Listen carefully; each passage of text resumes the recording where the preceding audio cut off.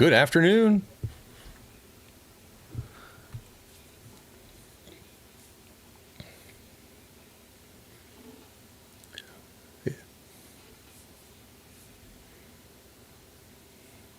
I'm looking outside and I don't think I have the same weather that you have. I see, well, I don't know. I can't see much. But yesterday, I do disc golf league on Wednesdays, and it starts at 6. So got there about 5:30, tried to warm up, starts to rain, rains for about 45 minutes, then stops raining and the sun comes out. And that's why I'm there. Especially like during winter when you have like a crisp winter evening, which obviously we're in spring now, but there's these nights where it's just black except for the moon is just radiating over everything. And you're like, yeah, this is why I'm here. I mean, I'm hanging out with friends, but also this is beautiful.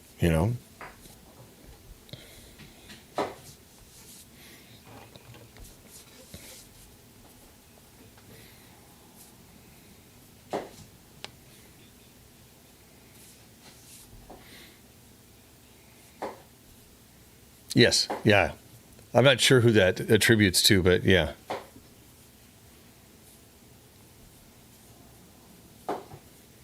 Yeah. Yeah.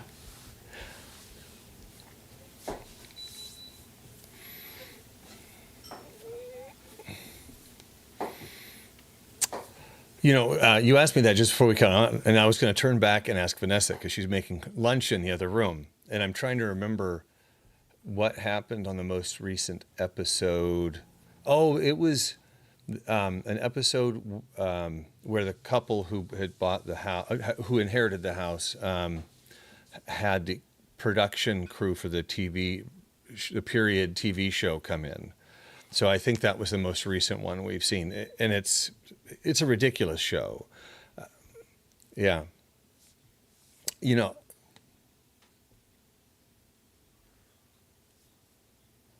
Oh yeah, we watched like 4 or 5 first night that we started to watch it. It was just like, oh, this is funny. You know, I yeah, 30, 20, 25, 30 minutes, and it's escapist stuff. Yeah.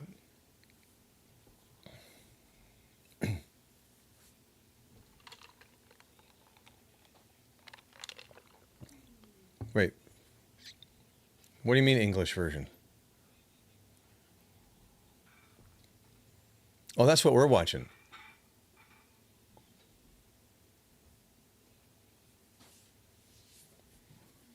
Oh, I didn't even.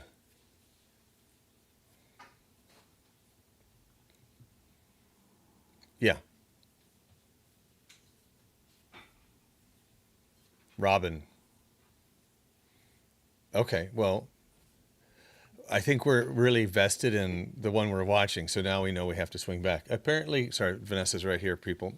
There's an American version of the show. He hasn't seen the British one yet. Oh, I knew that. Oh, Yeah, okay. British Colony. Yeah. Wait, I think the last one we saw was where the caveman was like the whole moon thing, which was people don't know what we're talking about, but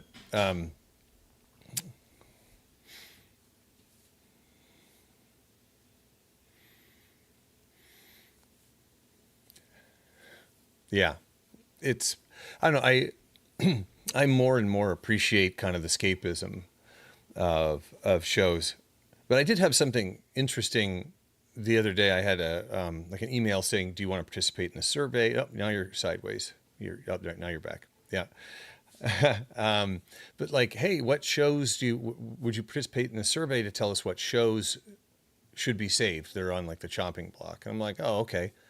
And then I realized I don't know any shows on network television. I don't watch it. So I saw these shows and I'm like, what is that? Oh, never heard of that.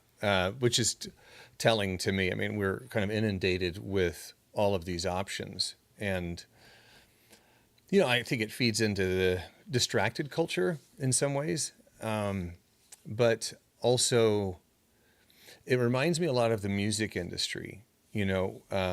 where in the music industry there was this period in the early 2000s where digital workstations, which are computer-based recording software and mixing software, really came to really improved and made it a lot more accessible. And so you have like artists like Billie Eilish and others, Chance the Rapper, who self-produced their stuff, and so you weren't dependent upon, an expensive studio or dependent upon a label to sign you.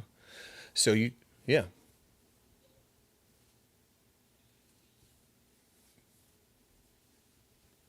that's you. Well, anyway, it was a big like a leveling, and so it's much easier to get your music out there, but it's much more difficult for your music to get heard, right? Unless it really catches on. And I think that's what's happened a lot in TV, like or visual media like that in general, is that certain shows will pop out and you'll watch those. We watched Severance, which is a extraordinary show. Vanessa watched a show called Adolescence on Netflix. That's a very interesting exploration of youth culture.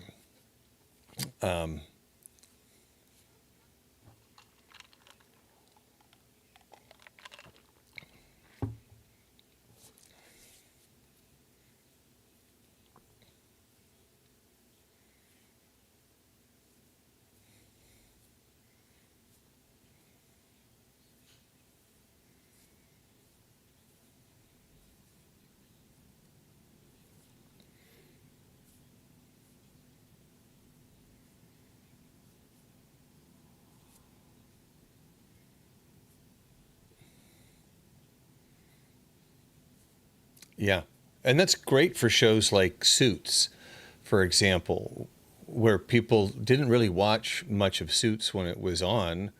I think it was on FX or something like that. And all of a sudden, it's on Netflix, and people are like, "Oh, this is fun to watch." Right?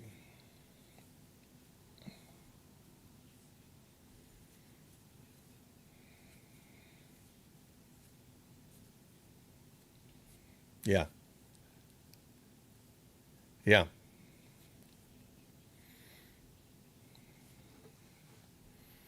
Mm.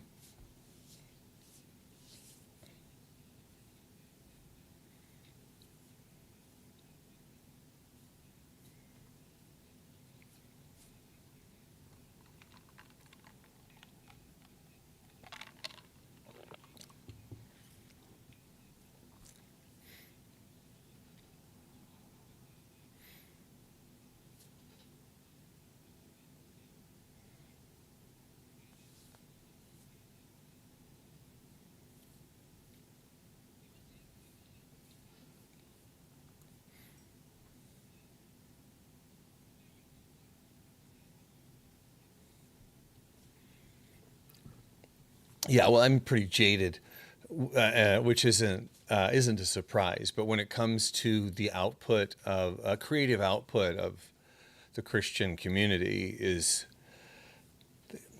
it's pretty meh. In fact, in some cases, it's just bad. You know, and so it takes a lot.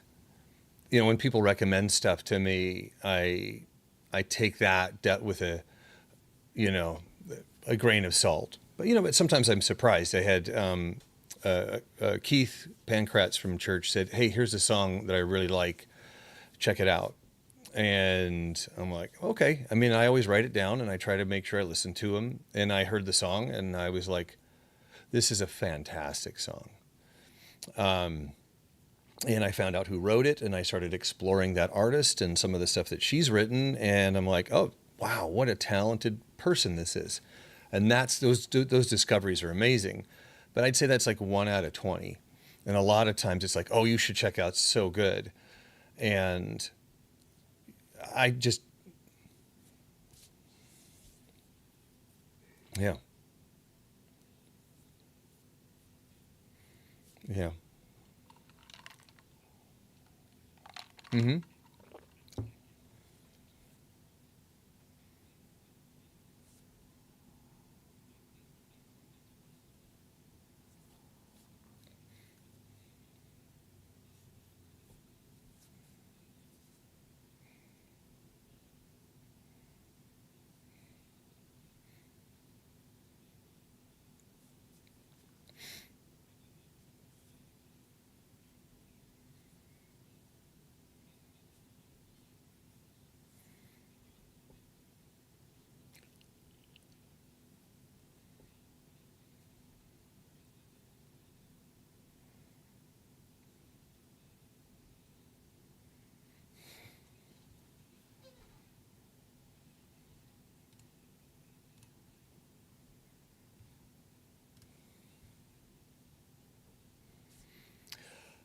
Yeah.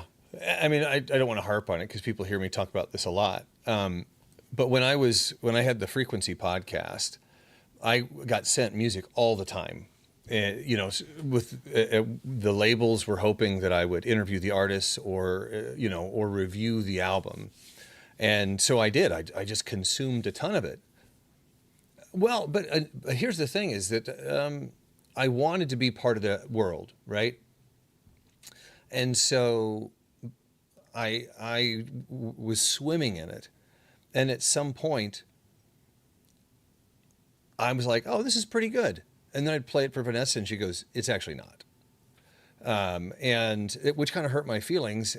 But then there was a point where I was listening to an album. I think the band is called Magic, and I started listening to it, and I almost started to cry because I was like, "This is so well produced. It's so well written." The topic is just kind of silly, but when it's like you can get used to something that's okay, and then you just lose perspective on what's good. And I think that's a lot of what's happened. Is it's like within this band of mediocrity, there's some things that pop up a little bit, right? And within that perspective, something that is not terrible seems really, really good.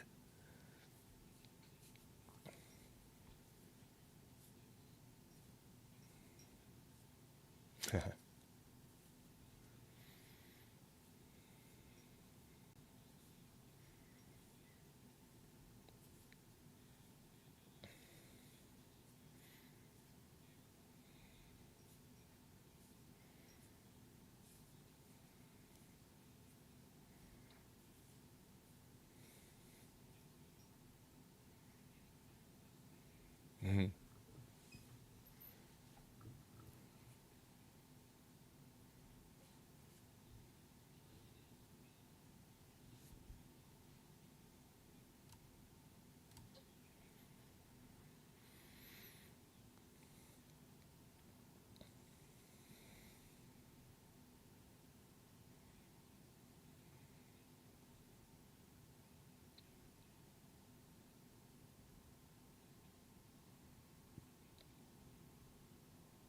Yeah.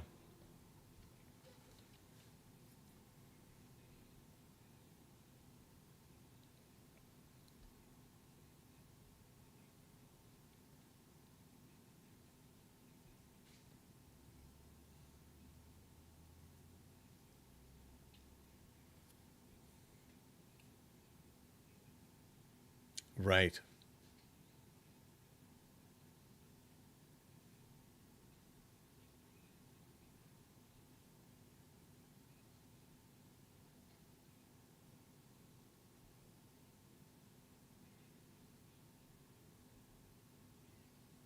Right.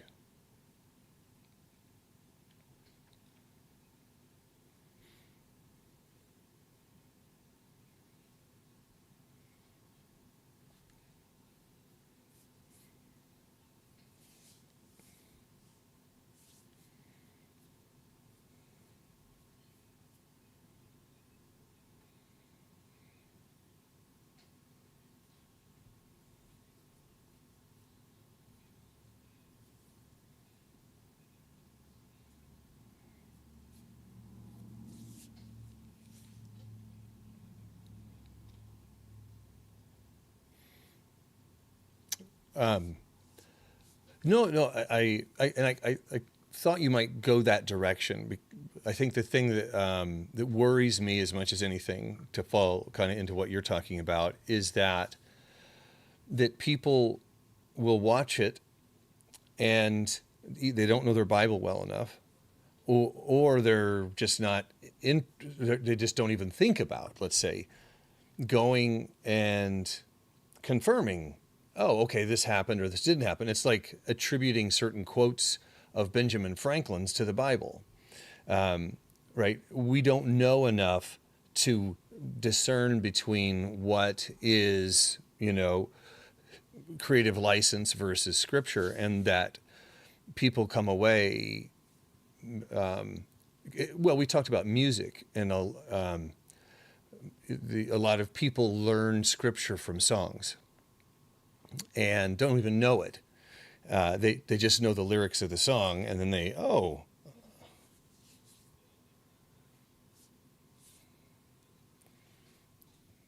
yeah. So on one hand, I appreciate like what you're talking about. Like you have to have knowledgeable, thoughtful, let's say, shepherding when you're talking about that, to be able to identify those things and bring that up in conversation. Because I think so I think that's great. And if you don't have somebody to do that, and it's just released out there, then I think you have the opportunity for people to be attributing things that Jesus said or did, or when right.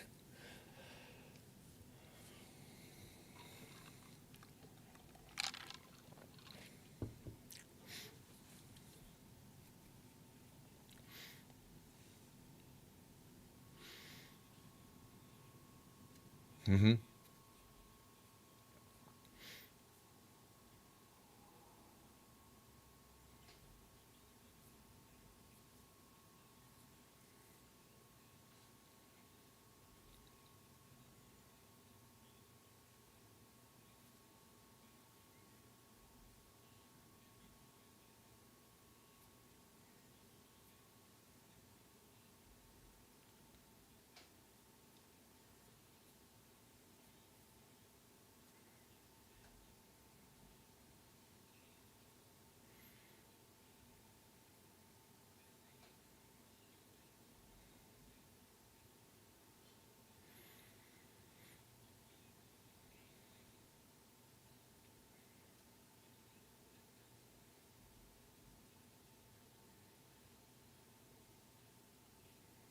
Right.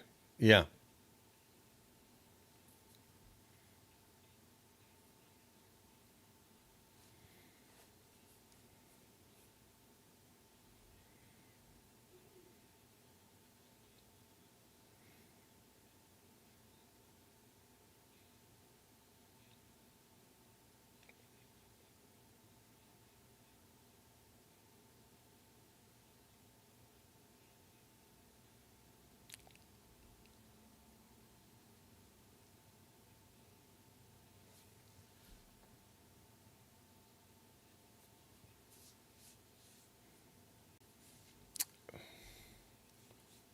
Right. Well, it falls in line with like artwork, paintings or prints of Jesus that people have up on their walls, and it's not a photograph of Jesus, right?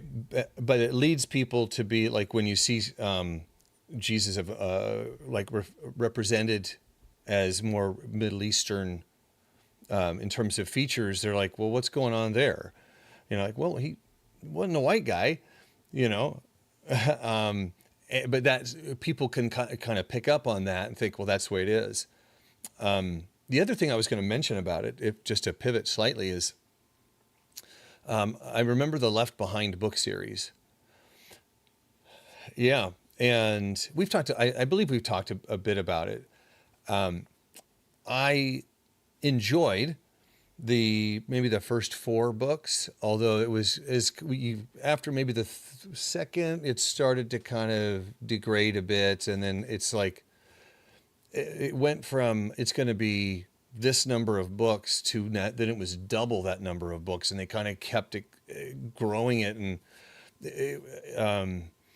at some point it felt less like creative license and more like exploitation. And it feels like the Chosen series is doing a pretty good job of navigating around that, as in it's, there is creative license there, but it's not like, hey, how can we stretch this out and make a few more bucks? It feels like it's intended to serve a community and doing its best to serve that community.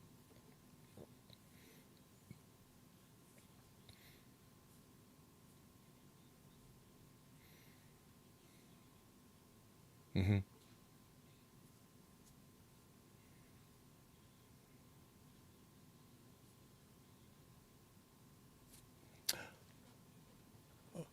Guess this is going to be a terrible podcast because I just realized that I captured none of your audio.